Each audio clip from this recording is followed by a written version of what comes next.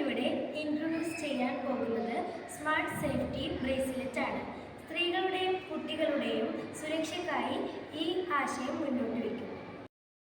അപകട സാഹചര്യങ്ങളിൽ സഹായം നൽകാനും അലേർട്ട് അയക്കാനും ലൈവ് ലൊക്കേഷൻ ഷെയർ ചെയ്യാനും ഒരു അലാറം മുഴക്കാനും സഹായിക്കുന്ന ഒരു സ്മാർട്ട് ഡിവൈസ് ആണിത്. ഇതിന് പ്രധാനമായും 4 ഭാഗങ്ങളാണുള്ളത്. GPS plus laser monitor, panic button, pepper spray compartment and rechargeable battery.